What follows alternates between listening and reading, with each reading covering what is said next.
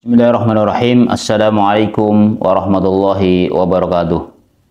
Alhamdulillah wassalatu wassalamu ala Rasulillah wala haula wala quwwata illa billah. Amma ba'du. Kaum muslimin wal muslimat, jamaah Masjid Imam Syafi'i dan juga para pendengar dimanapun Anda berada, rahimani wa rahimakumullahu ajma'in. Kita lanjutkan insyaallah pembahasan masih bab sutrah, pembatas. Kemarin pembahasan yang terakhir adalah hadis yang ke-184 tentang ketika ada orang yang lewat di depan kita dan kita sudah membuat sutroh, maka tahan dia. Kalau dia nekat aja jalan, tahan lebih keras lagi. Kenapa? Dia adalah setan. Kemudian dalam riwayat lain dikatakan bahwasanya fa inna ma'ahu al-qarin. Dalam riwayat lain dikatakan karena sesungguhnya ada qarin bersamanya. Ada qarin bersamanya. Ini Syekh Isham menyebutkan, memberikan catatan bahwa diriwayatkan oleh Muslim juz yang pertama halaman 363 dari hadis Ibnu Umar, dan An-Nasa'i dalam Al-Kubra juz yang pertama halaman 273 dari hadis Abu Sa'id, dan saudara kami Asy-Syalahi telah melakukan kekeliruan di mana dia berkata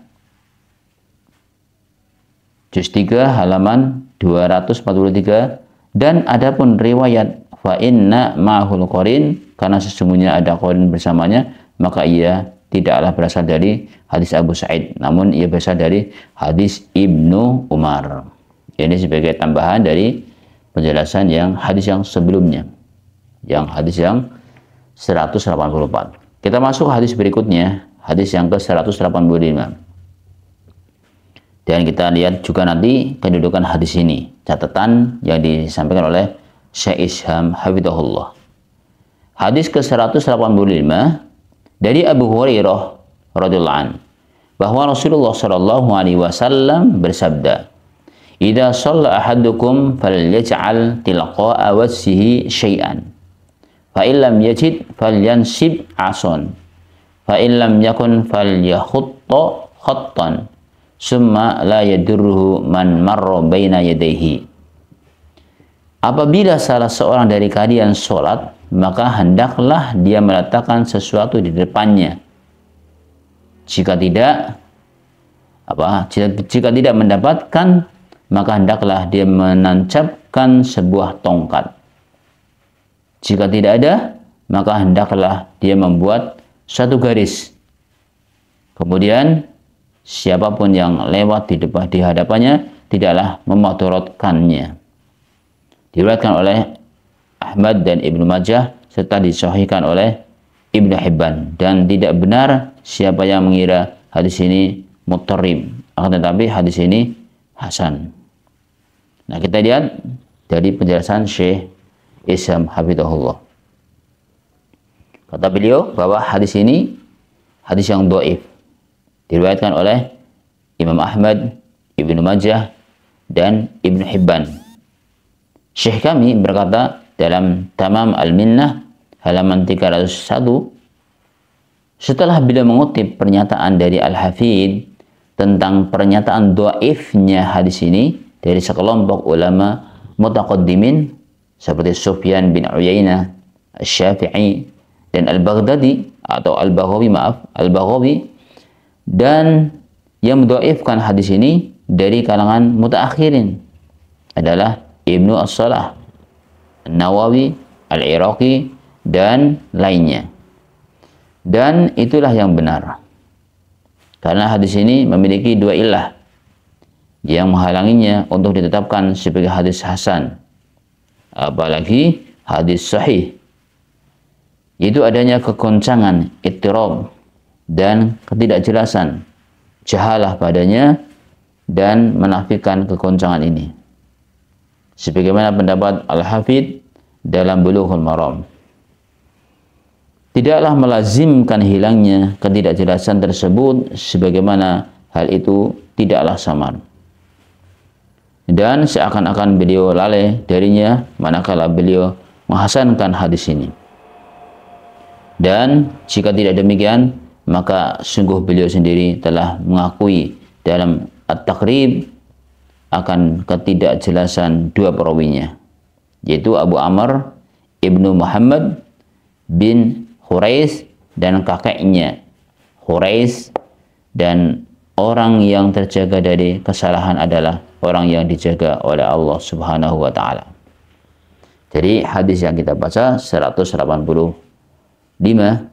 yang kuat hadisnya adalah dhaif sebagaimana disampaikan oleh Syekh Isam hafizahullah. Jadi kalau hanya seputar garis itu belum bisa dikatakan sebagai sutra. Kemudian hadis berikutnya, hadis ke-186. Hadis ke-186 dari Abu Sa'id Al-Khudri. Beliau berkata, Rasulullah SAW bersabda, la yaqta'us shalah syai'un wadra' mastata'ta. Tidak ada sesuatu pun yang bisa memutus salat, dan tahanlah semampumu. Tahanlah semampumu. Coba kita lihat, demikian yang tercantum dalam ketiga manuskrip. Sedangkan dalam catatan kaki naskah A tercantum wadrau mastata'tum, dan tahanlah semampu kalian. Demikian juga yang tercantum dalam Subulus Salam, dan itulah yang sesuai dengan yang terdapat dalam Sunan Abi Dawud. Kemudian beliau menyampaikan, diriwayatkan oleh Abu Dawud dan dalam sanadnya terdapat kelemahan. Dalam sanadnya terdapat kelemahan. Baik, kita lihat komentar daripada Syekh Isham hafizahullah. Kata beliau, hadis ini hadis yang dhaif, hadis yang lemah, diriwayatkan oleh Abu Dawud, juz yang pertama, halaman 191. Syekh kami, Syekh Albani berkata dalam Al-Mishkah, juz 1, halaman 254, sanadnya dhaif. Sanadnya lemah, dhaif artinya lemah. Padahal terdapat Mujallid bin Sa'id, dan dia ini jelek hafalannya, dan dia goncang, ittirab dalam meriwayatkan hadis ini, di mana sekali waktu dia menyatakan marfu, dan pada kali yang lain dia menyatakan mauquf, dan yang mauquf lebih dekat kepada kebenaran, sebagaimana telah saya jelaskan di sana, yakni dhaif Abi Dawud, halaman 115 dan 116. Kemudian bagian setengah yang awal dari hadis ini bersama qadhiyafannya ini itu bertentangan dengan hadis sahih yang menyatakan bahwa wanita bisa memutus sholat.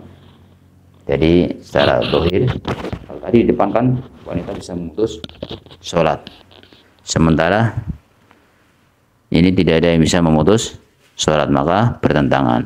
Wallahu ta'ala alam bisawab. Intinya hadis yang kita baca 185 dan 186 ini yang dikatakan oleh Syekh Isham hafizahullah adalah hadis yang lemah. Jadi tidak cukup kalau pembatas pakai garis, dan juga ketika mengatakan tidak ada yang bisa memutus sholat seseorang adalah tidak, karena hadis sebelumnya ada seperti wanita, kemudian keledai, kemudian al-kalbul aswad, anjing yang hitam. Wallahu taala alam bisawab. Sampai sini dulu pembahasan kita. Kita tutup dengan doa kafaratul majelis. Subhanakallahumma wa bihamdika, asyhadu an la ilaha illa anta, astaghfiruka wa atubu ilaik. Assalamualaikum warahmatullahi wabarakatuh.